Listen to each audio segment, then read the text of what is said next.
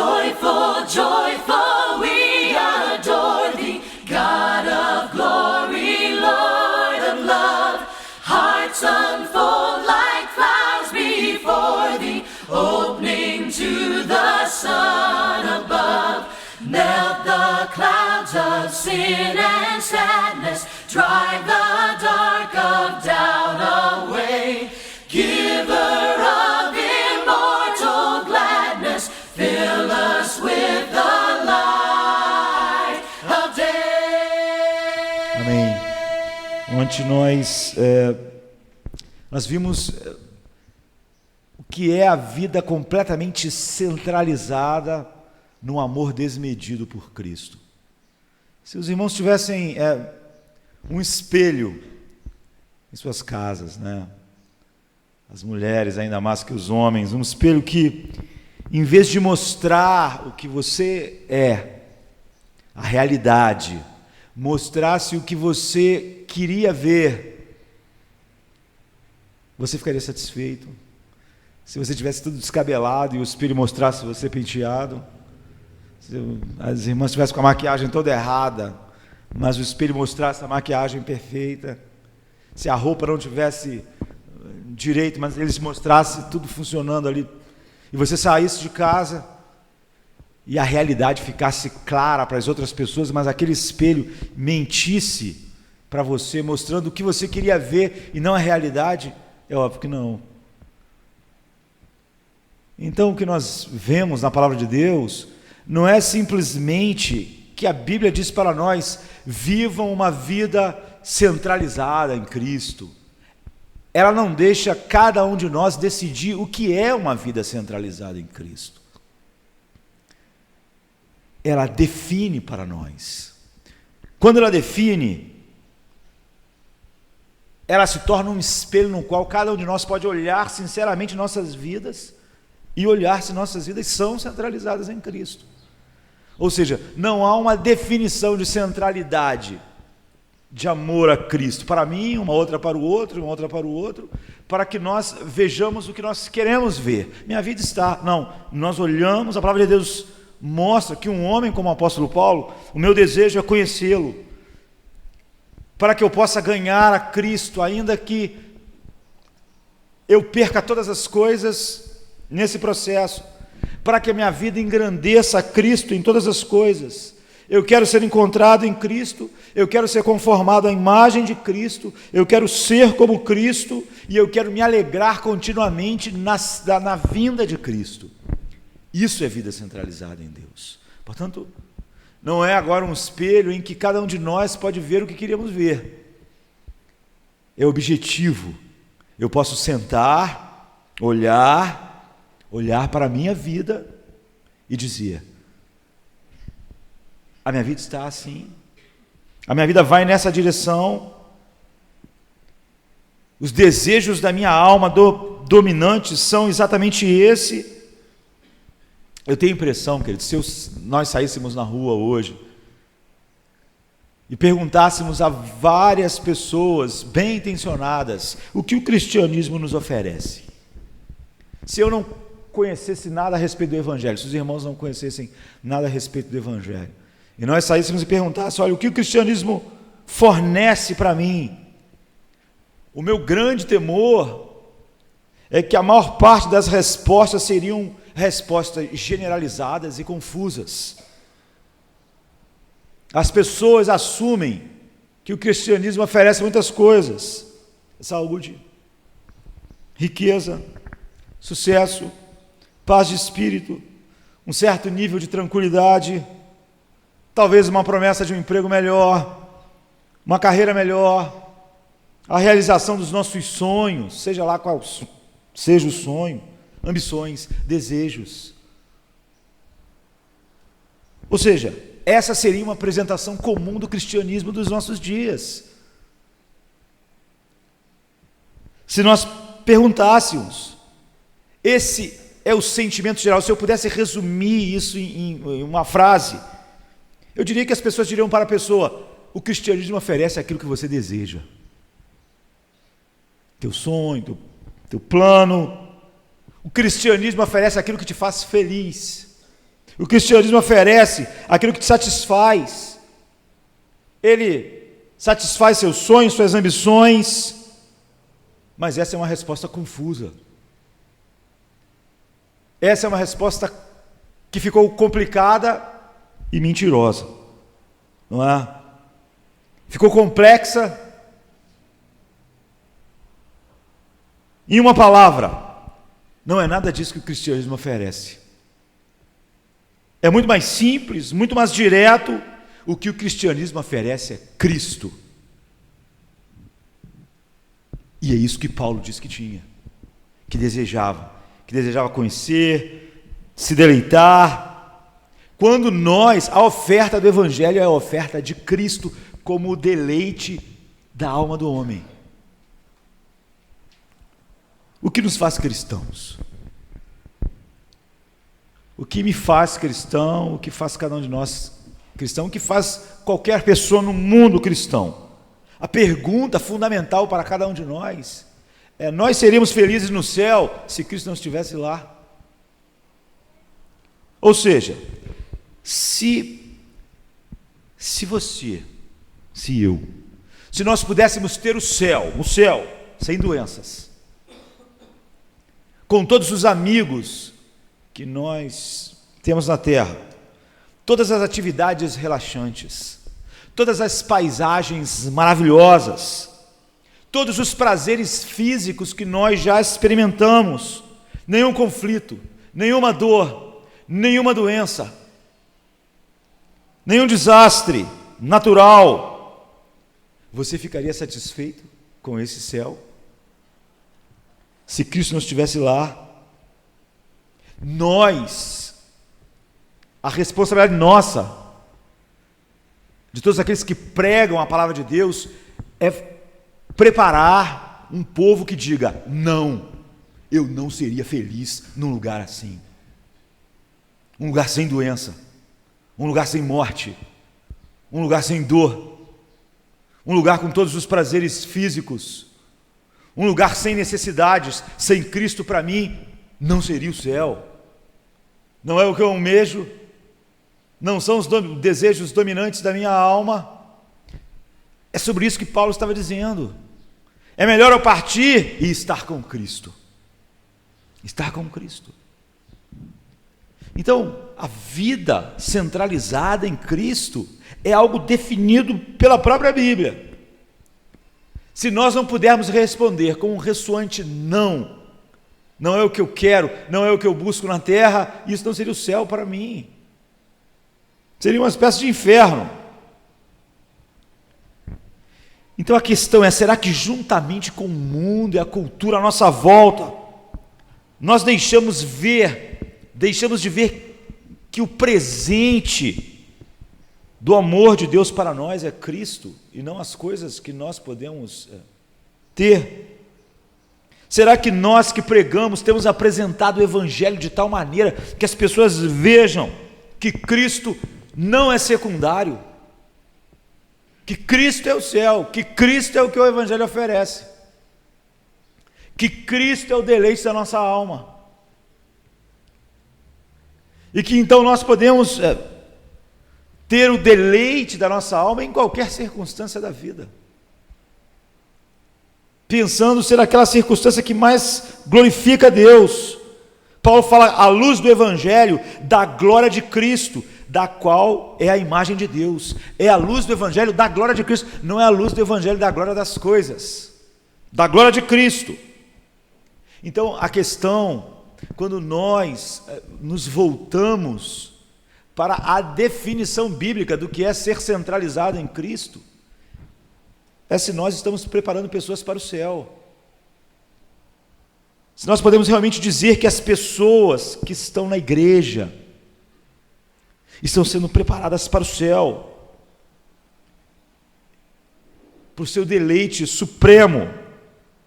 A fé que leva alguém ao céu é a antecipação do céu, é o anseio de ter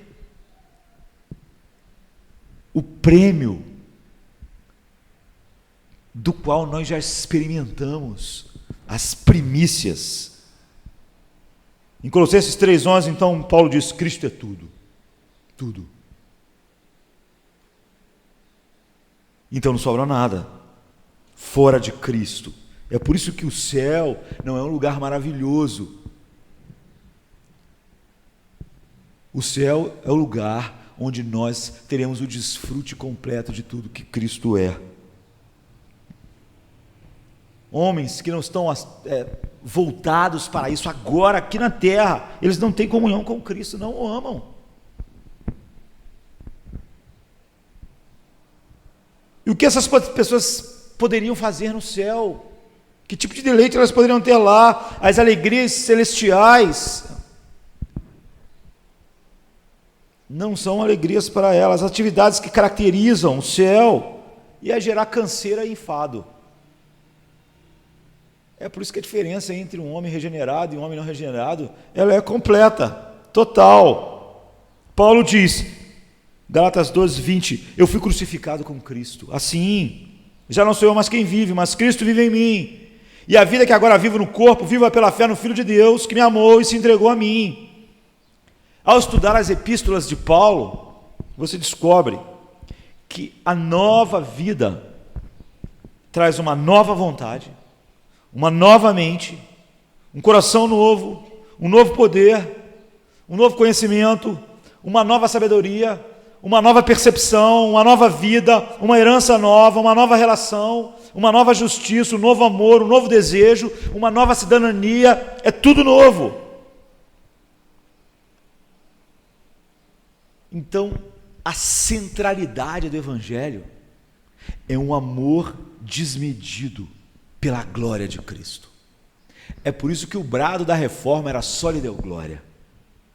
Só lhe deu glória. É isso, essa é a essência. Agora, qual é a definição do homem, da cultura?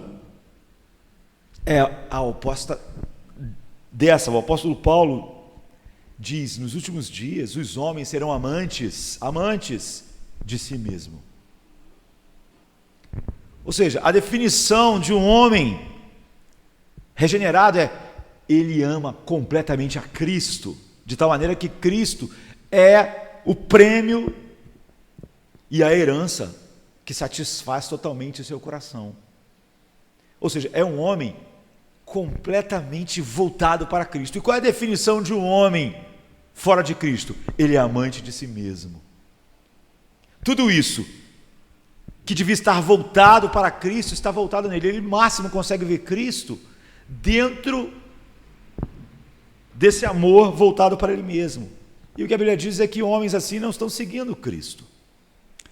Jesus diz assim em Marcos 8:34, e chamando a si a multidão, com os seus discípulos, disse-lhes, se alguém quiser vir após mim, negue-se a si mesmo, tome a sua cruz e siga-me.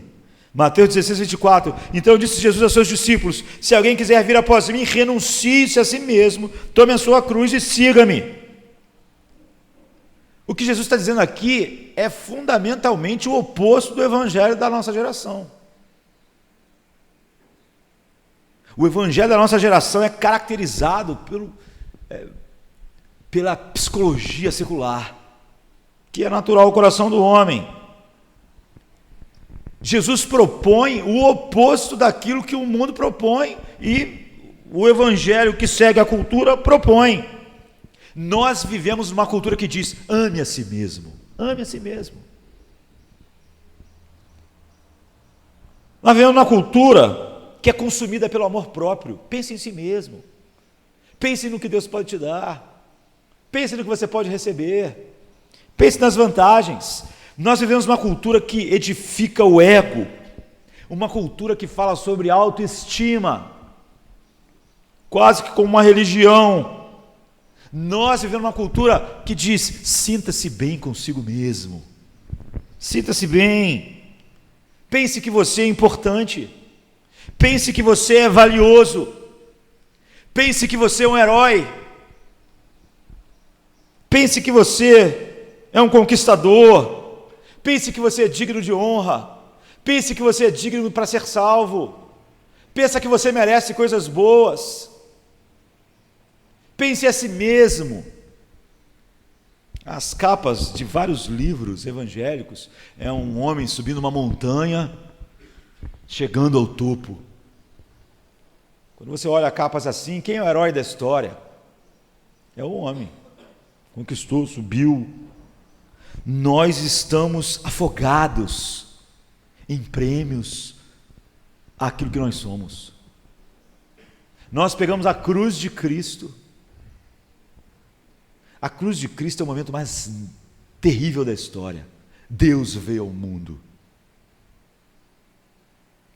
A luz veio ao mundo. E o mundo odiou a luz. Nós. Isso mostra o caráter mais profundo e terrível do pecado no coração do homem. E aí, ao contrário do que a Bíblia diz, nós falamos, Jesus morreu pelo homem, onde eu estava conversando com os irmãos, como se torna comum, porque nós somos valiosos. Não, aquilo era a pena que você merecia. O preço que foi pago, não falo quanto você vale, fala o tamanho do seu crime, o tamanho do meu crime. Aquela é a pena. E a cultura do amor próprio inverte. Quando um homem é condenado à morte, não é porque ele vale muito, é porque ele cometeu um crime hediondo. E se nós merecemos morrer, não é porque valemos muito, é porque o nosso crime era proporcional a uma pena eterna diante de Deus.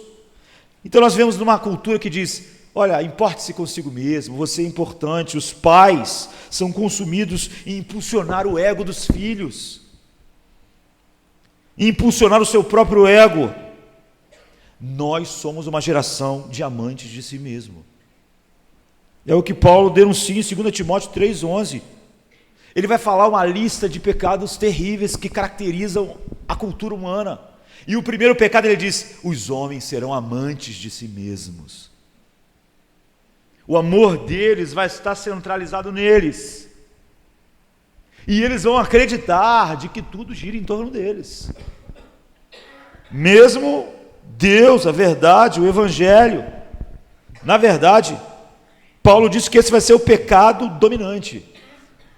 Em 2 Timóteo capítulo 3, ele diz que os homens vão amar o dinheiro, diz que farão do seu ventre, em outro lugar, o seu Deus, e que o que caracteriza é que eles são amantes de si mesmos. E depois ele diz que eles são enganadores, incrédulos, fora do reino de Deus. Mas o primeiro pecado que caracteriza é que ele ama a si mesmo. Ele é amante de si mesmo. Toda aquela paixão e amor que impulsiona a vida que a Bíblia descreveu, que nós meditamos sobre Cristo, está nele mesmo. Ele é amante de si mesmo. Ele só consegue pensar, mesmo em Deus, em termos, o que isso vai dar para mim? De que maneira Deus serve aos meus propósitos? De que maneira eu ocupo o centro disso? O pecado faz o homem ser consumido por si mesmo. E o orgulho virou uma virtude em nossa cultura. O orgulho de que nós somos, o orgulho do nosso valor. O orgulho virou uma virtude, porque o homem é apaixonado por si mesmo. Tudo aquilo que nós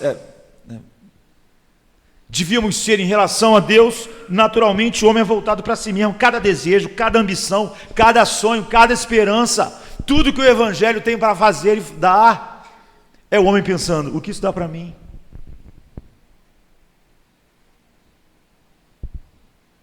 E nas coisas mais triviais, o Evangelho vai me divertir? O Evangelho vai ter uma programação boa para mim? Amante de si mesmo é ver todas as coisas por esse prisma. Paulo diz, essa é a definição de impiedade. É buscar definir o valor de tudo em torno do que somos, do que nos dá, do que nos valoriza.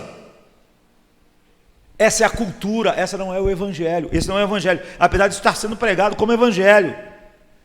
Então, se eu quero seguir Jesus, se eu sou chamado com um chamado soberano para seguir Jesus, se eu quero viver em seu reino, ele diz: se você quiser. Ou seja, se o Espírito levar um homem a isso, porque a Bíblia diz: ninguém pode vir a mim se o Pai que me enviou não o trouxer. Todo aquele que o Pai me deu, esse virá a mim. Ele diz: um homem assim, ele nega a si mesmo. Ele está falando o oposto da cultura. Jesus está no caminho oposto. Você não pode sequer começar a segui-lo antes de negar a si mesmo, em vez de ser um amante de si mesmo. Não é que você pode seguir Jesus e durante o caminho ir melhorando. Não, não. Se você quiser me seguir, você tem que negar a si mesmo, tomar coisa e depois começar a me seguir. Você não pode me seguir sendo um amante de si mesmo. Você não pode me seguir pensando em você. Você não pode me seguir colocando você no centro das coisas. E pense que ele não está dizendo que você deve negar algumas coisas da vida. É negar a si. Da mesma maneira que você era amante de si mesmo. Você sequer consegue começar a caminhada com Cristo, de fato, enquanto está centralizado em si mesmo. Lutero, quando propõe, crava as 95 teses, em Wittenberg, a primeira tese fala que a vida de um homem regenerado, ela é uma contínua, é um contínuo arrependimento, por ter essa visão da verdade. E na tese número 4, a tese que trouxe o que nós chamamos de evangelho, que fez de nós, homens e mulheres protestantes, voltar à verdade bíblica que ficou por 1000 anos escondida debaixo das trevas de uma igreja sem a palavra de Deus. Na tese número 4, ele diz: a salvação que nós recebemos é caracterizada por um ódio a si mesmo.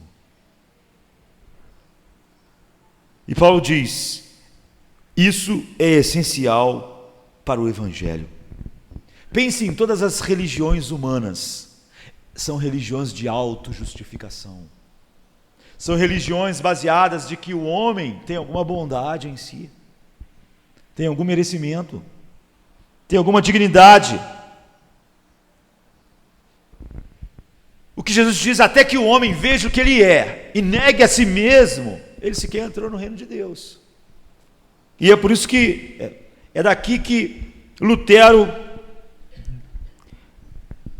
cunha essa frase: a vida cristã é fundada num ódio a si mesmo de tudo que o homem é sem Cristo. Por quê? Porque ele não consegue ver nada de bom em si mesmo. Paulo diz: miserável homem que sou. Ele não diz maravilhoso homem que sou. Miserável homem que sou. Quem me livrará?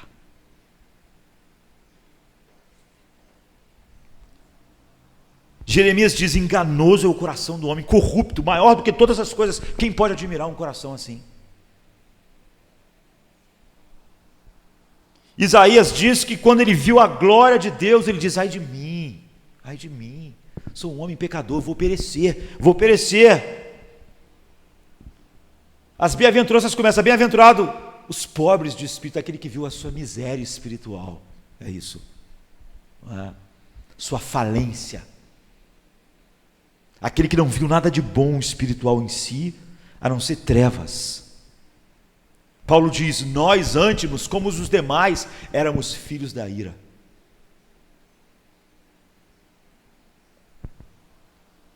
falência.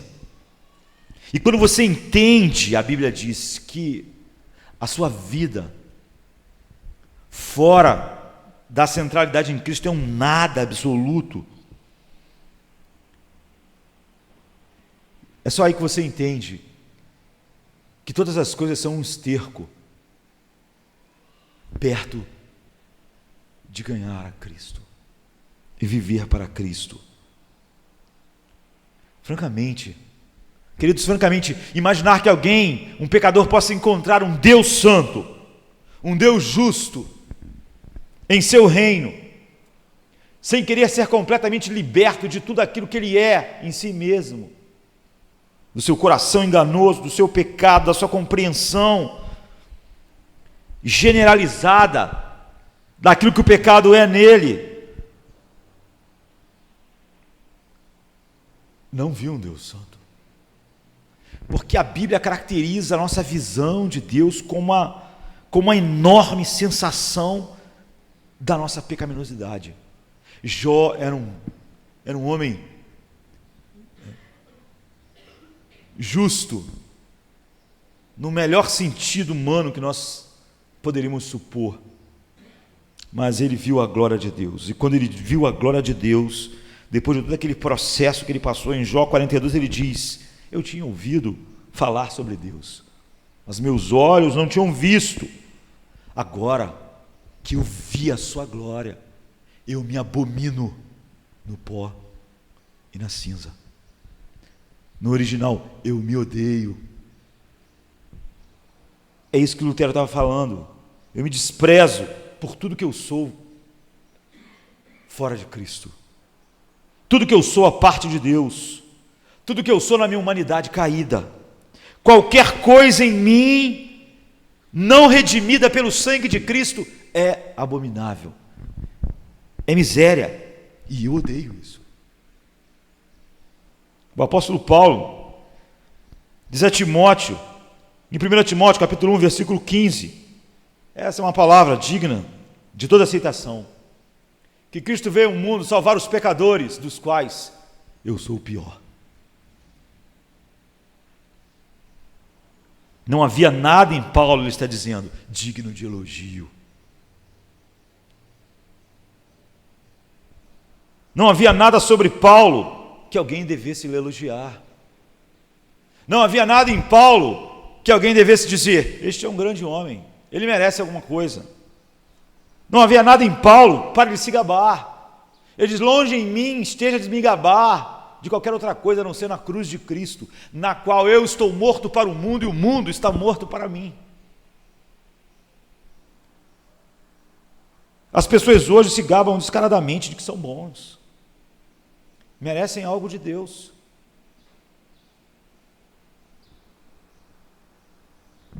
Das coisas que elas conseguem, como são desejáveis, como são preciosos. Mas não existe essa linguagem na Bíblia. Isaías disse: ai de mim, eu estou arruinado, eu estou literalmente me desintegrando diante dos meus olhos, toda a minha autoimagem está se desintegrando em pedaços, porque eu vi a glória de Deus, porque eu sou um homem de lábios impuros. Ele era um homem exemplar em Israel, mas diante de ver a glória de Deus, é isso que ele é. É disso que nós estamos falando. Quando um homem se vê assim, Jesus diz: esse homem quer negar a si mesmo.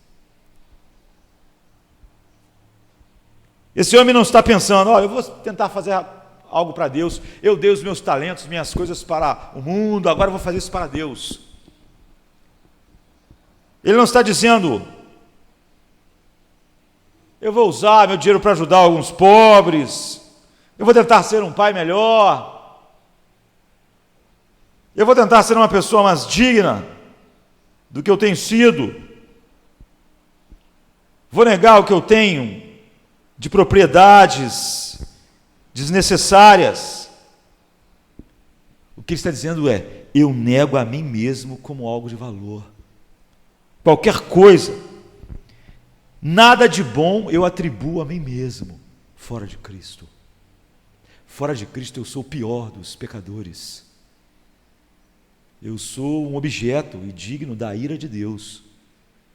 Sou filho da ira, como os demais. Então o homem fica numa enorme sensação de afogamento na sua pecaminosidade absoluta. Pedro diz para Jesus: afasta-te de mim, porque eu sou um homem pecador. Ou seja, ele ficou ciente do fato de que diante da glória, da santidade de Deus, ele não é nada. Ele não tinha nada, a não ser desprezo pelo que ele era fora de Cristo, de tal maneira que sentia não ser digno de maneira nenhuma de estar diante de Cristo. Vai embora, você não deve nem estar próximo a mim, você não deve estar perto de mim.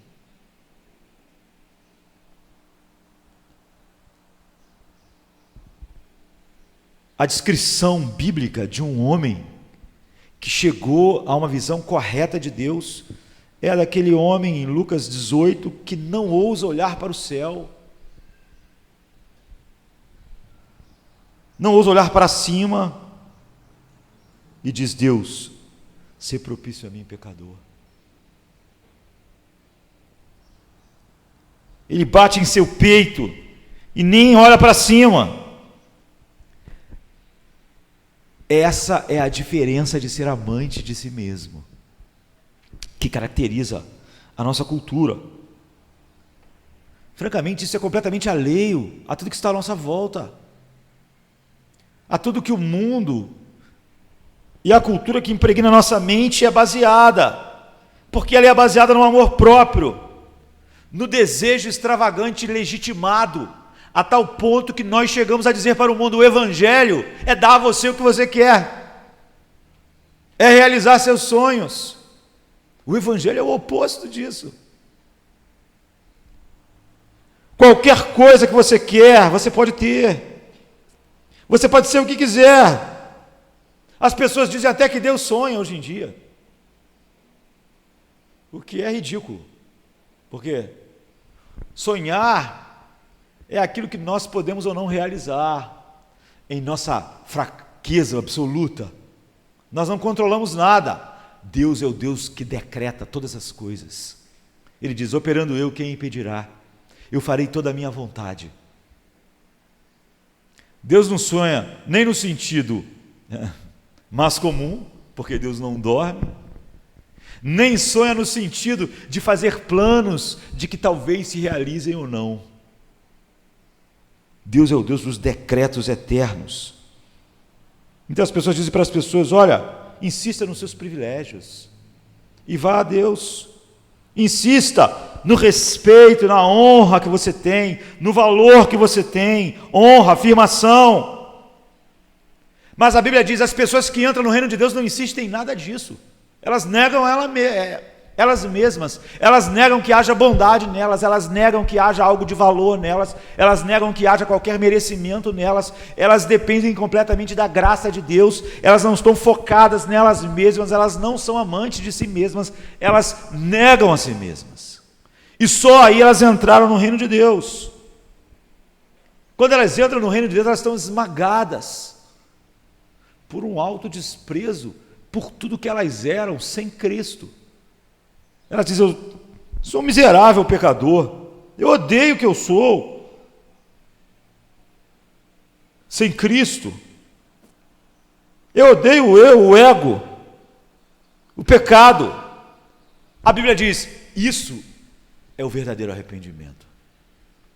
Não é um pedido de desculpas por algumas coisas embaraçosas que eu fiz.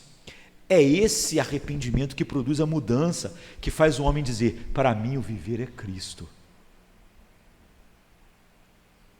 Porque eu, em mim mesmo, e fora desse viver em Cristo, me abomino no pó e na cinza. Ou como Jó diz em outro lugar: eis que eu sou vil. Ou como Paulo diz: miserável homem que sou.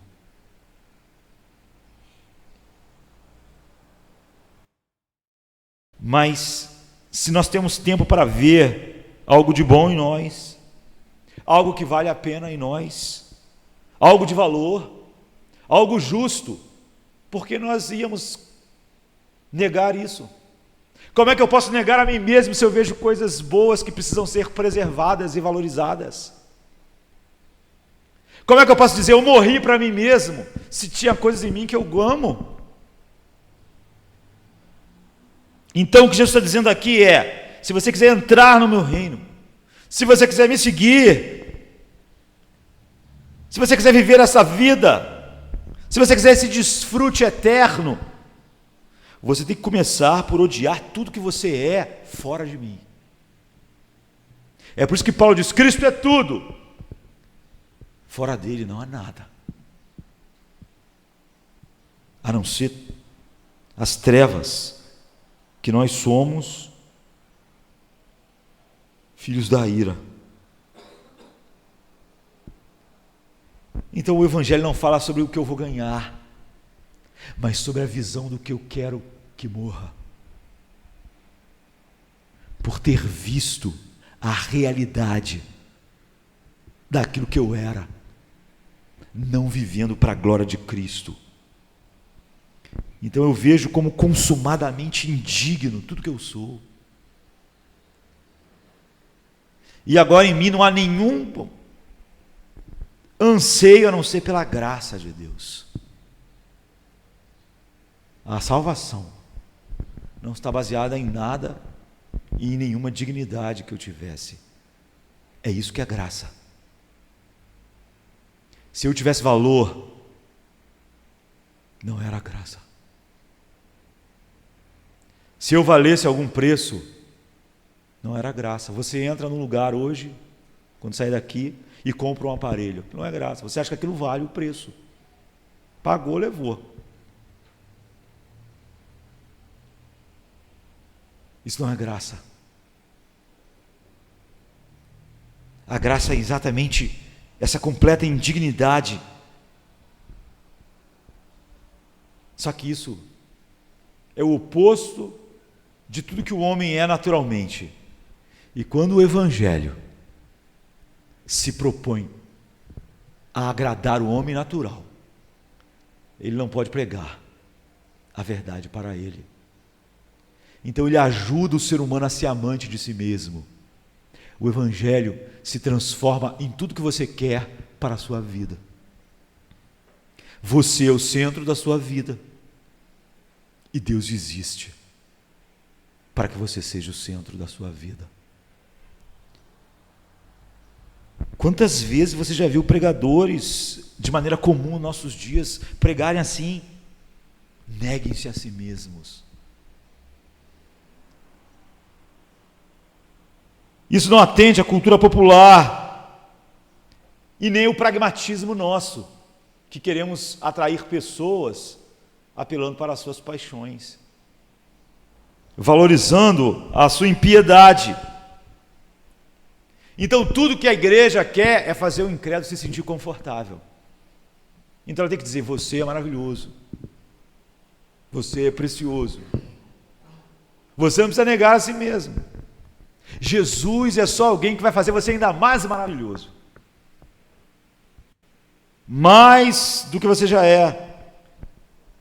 Quando foi a última vez que você ouviu de maneira quanto mais, não é? Em qualquer meio de comunicação, a pregação do Evangelho dizendo: aborreça-se, despreze-se, negue-se a si mesmo, vá para a cruz, morra, sinta a miséria que o homem é. Quando ele foi criado para a glória de Deus, ele não vive para a glória de Deus. Quantas vezes você já ouviu dizer: não há nada em você, não há nada em sua mente, nada em suas emoções, nada em sua vontade, nada em suas realizações que sejam coisas boas aos olhos de Deus. Deus não acha nada em você bom, não há nada aceitável. Tudo que você é mal diante de Deus. E o que o Evangelho faz é você chegar à condição de dizer: miserável homem que sou. Não há nada digno de ser estabelecido como exemplo de nada. Não há nada para você reivindicar nada diante de Deus. No seu melhor, o humano é vazio de todas as coisas que pudessem satisfazer Deus. os seus melhores atos estão completamente encharcados de maldade. Então Jesus estava sempre chamando pecadores a si mesmos, a olharem para si mesmos e odiarem a si mesmos. E a mensagem de hoje na igreja, eu ouvi isso no dia que estava vindo para cá, vendo alguém pregar num culto, numa televisão. Você sente que os seus sonhos não estão sendo realizados? Você sente um vazio no coração porque a sua vida sentimental não está boa? Venha para Jesus, e Ele vai encher seu coração dos seus sonhos, e blá blá blá, e blá blá blá, e blá blá blá.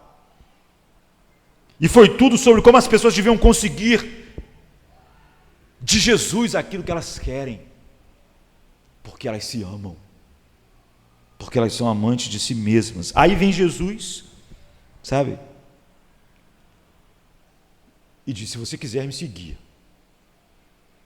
você deve negar a si mesmo e pegar o que você achava de valoroso, que é você mesmo, e colocar na cruz para morrer. E então, eu vou ser tudo para você. E você vem e me segue. Antes disso, um homem nem está seguindo Jesus. E Jesus diz assim, em Lucas 24 e 47, agora vocês vão começar a pregar o arrependimento para o perdão dos pecados. Isso deve ser pregado começando em Jerusalém e indo por todas as nações. Isso é incrível, porque ele tinha acabado de ser assassinado em Jerusalém. Ele está dizendo assim: vocês vão pregar esse evangelho aqui na cidade em que vocês sabem que eles odeiam isso. E vocês vão pregar esse mesmo evangelho em todos os lugares. Vocês não vão ter um evangelho para Roma, um evangelho para a Grécia, um evangelho para cada povo, um evangelho para os jovens, um evangelho para os homens de idade. Vocês vão pregar a verdade. Vocês vão começar aqui, vocês vão até Jerusalém, vocês vão às confins da terra, mas vocês vão começar em Jerusalém, onde essa verdade não é popular, onde vocês sabem que há poucos dias essas pessoas me mataram. E a primeira mensagem da igreja não é: vocês são maravilhosos. Pedro disse: vocês mataram o Filho de Deus. Foi a mensagem do evangelho.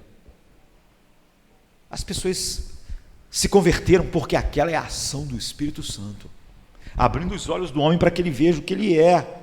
Isso é arrependimento. Ele começa com um alto ódio, como Lutero diz na sua quarta das 95 teses. Ele é produto da bem-aventurança. Se o homem chega à conclusão de que ele é pobre de espírito, por que ele amaria isso? Se o homem chega à conclusão: eu sou o miserável homem que sou, por que ele amaria essa miséria? Quando a pessoa se arrepende, ela olha para si mesma e ela tem vergonha do que ela vê. Então ela diz: Senhor, se propício a mim. Tudo que eu vejo em mim me faz ver a miséria que eu sou. Tire aquilo que Cristo é e só sobra a miséria. Então eu quero que isso vá para a cruz. Então quando Jesus diz: negue-se a si mesmo, tome a sua cruz, não há dificuldades. Você não crucifica aquilo que é precioso. Você crucifica aquilo que merece morrer. A crucificação era algo de desprezo. Israel e o Império Romano não crucificaram Jesus porque achavam ele precioso, porque achavam que ele não merecia mais viver, que ele era um problema, que ele era desprezível. Quando ele diz: negue-se a si mesmo, tome a sua cruz, é isso. Você não crucifica o que é precioso. É que você viu aos olhos da grandeza de Deus e daquilo que o pecado é aos olhos de Deus: eu sou um pecador, eu sou menos que nada. Não é que o pecado está na periferia, o pecado está no centro do meu coração. O meu coração é enganoso, e Jesus diz que do coração do homem brota todos os pecados que você vê do lado de fora. Olhe para a sociedade. A sociedade é o retrato do coração do homem.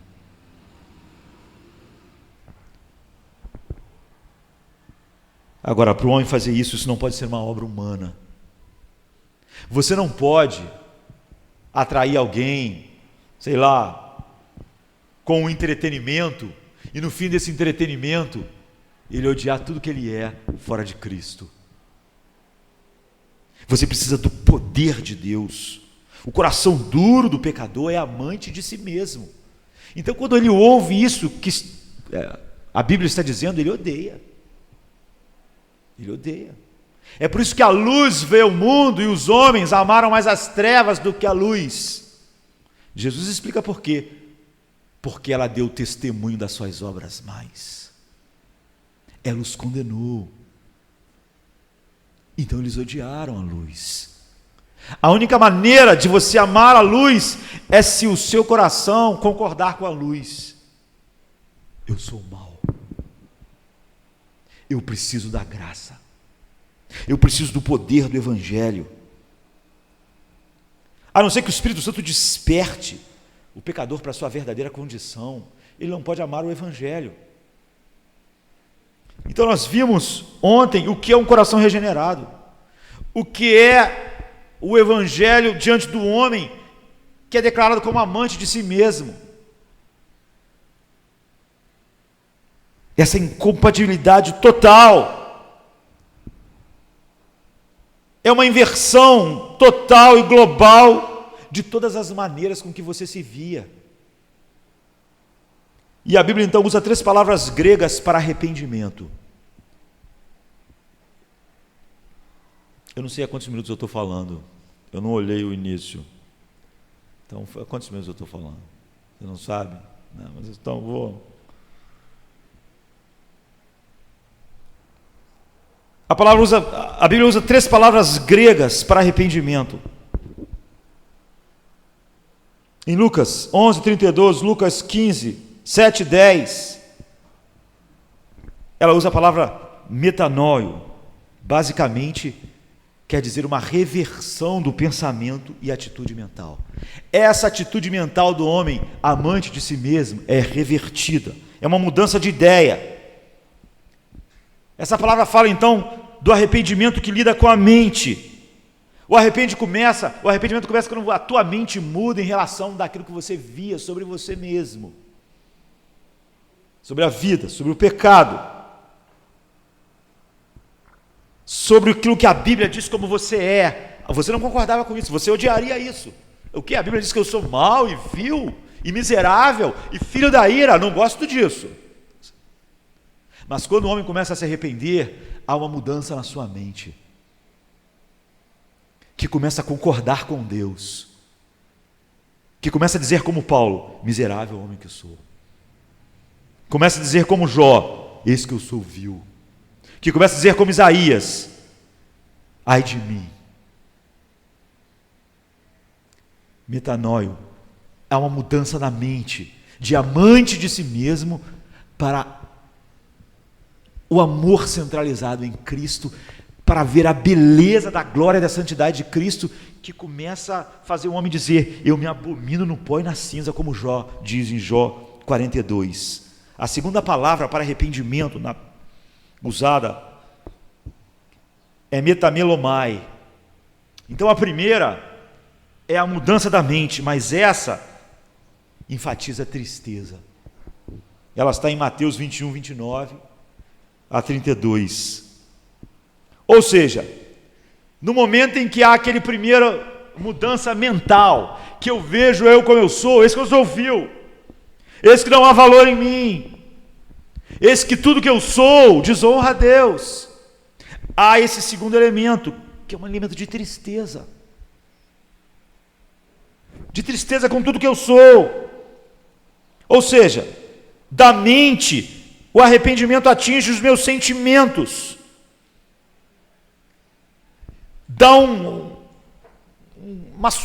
sofreguidão em minhas emoções e enche de tristeza, de vergonha. Metamelomai. Então eu compreendo que eu sou, minha mente concorda com Deus, eis que eu sou vil. Então quando eu vejo isso, eu me encho de tristeza. Então vem a terceira palavra, que é usada em Lucas 17:4, Lucas 22:32. epitresfome, que quer dizer uma mudança de vontade. A minha alma fica cheia de uma nova vontade, ser como Cristo é. Ser aquilo que estávamos falando antes.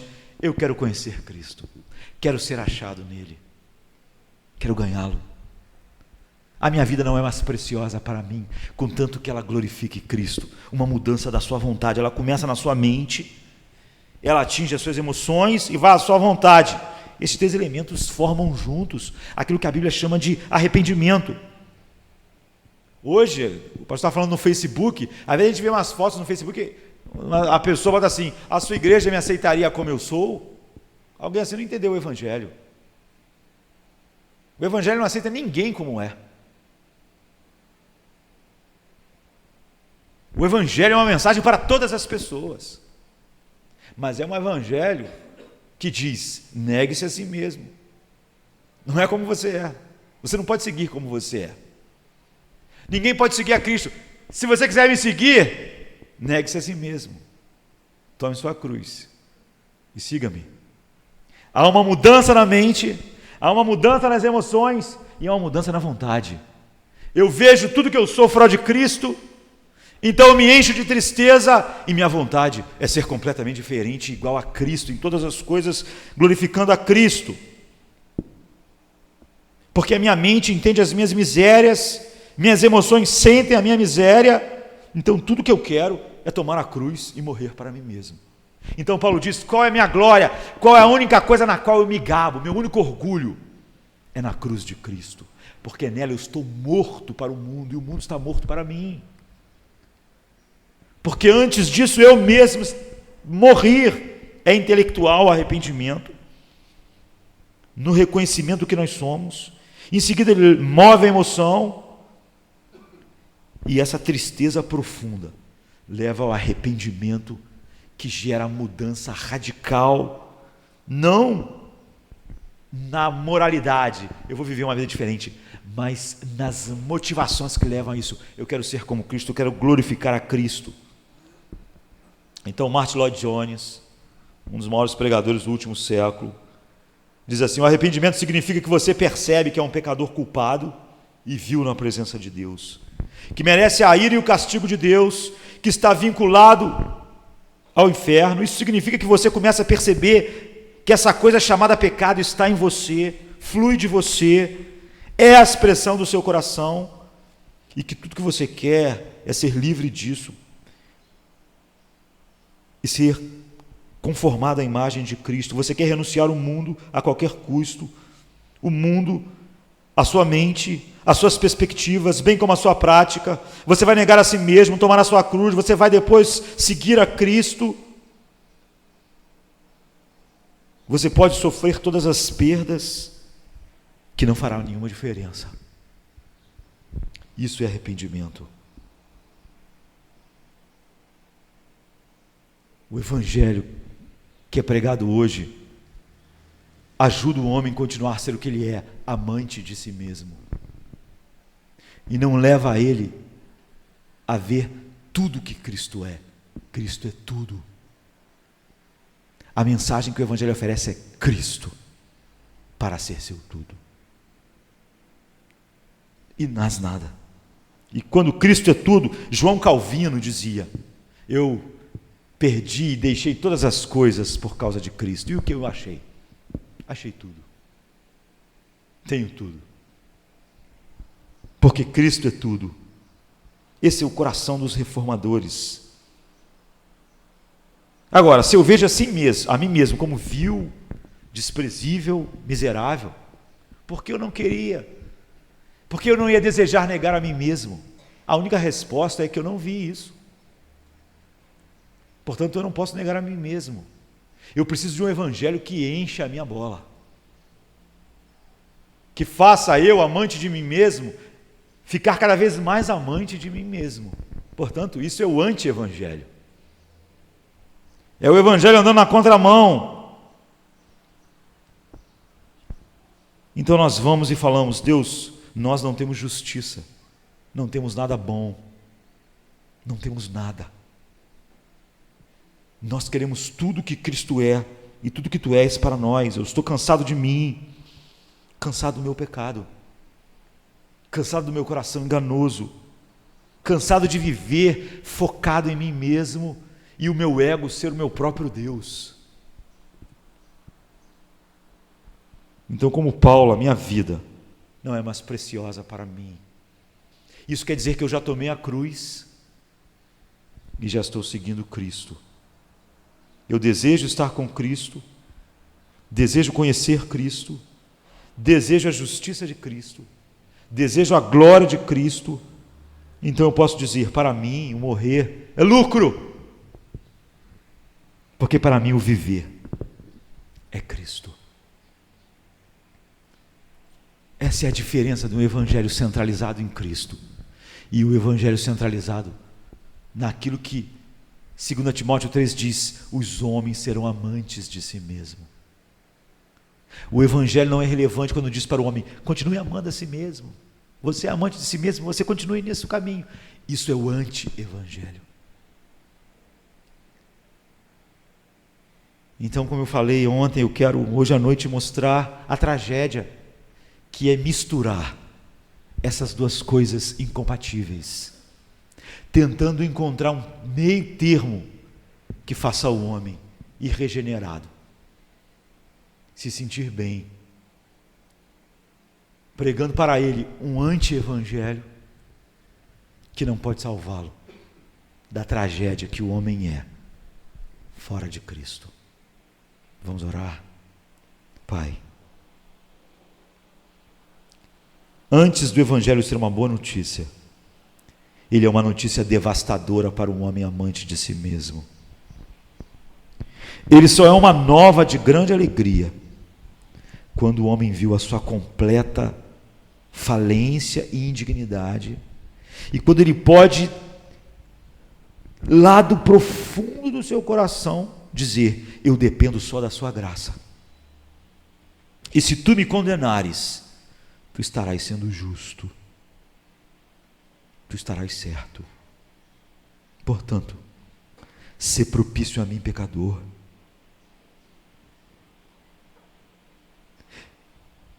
Não me trate segundo as minhas misérias, a minha maldade. Me dê um novo coração para que eu seja um espelho refletindo a glória de Cristo, para que quando as pessoas olhem para mim, elas vejam que sem Cristo eu sou um homem miserável, indigno e merecedor do inferno. Para que o mundo veja que tudo em mim que possa ser visto como algo bom é aquilo que Cristo é, e que sem Ele eu sou um amontoado de corrupções. Sem Ele, como todos os outros homens, eu sou filho da ira e um amante de mim mesmo. Me livre a cada dia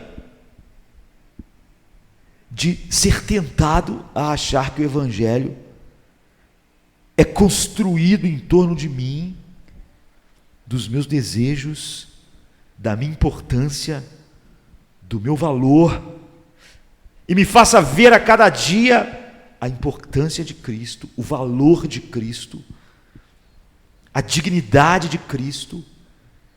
Como para Cristo ser glorificado, não importa se eu sofro ou não sofro, se eu morro ou se eu vivo, porque para mim o viver é Cristo. Faça com que cada um de nós ore assim todos os dias, Deus, e tenhamos uma vida digna do evangelho, tenhamos uma vida digna da verdade,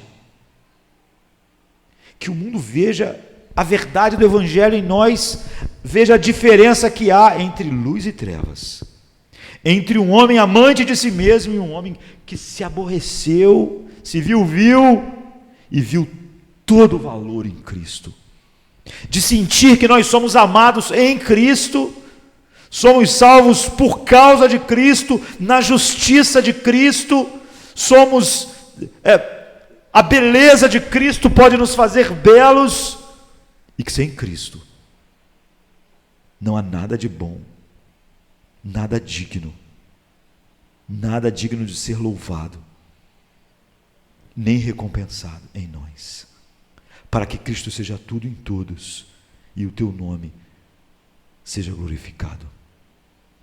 Em nome de Jesus. Amém. Mortals join the mighty chorus which the morning stars began. Father love is reigning o'er us, brother love binds man to man. Ever singing march we onward, victors in the midst of strife. Joyful music leads us onward in the triumph song.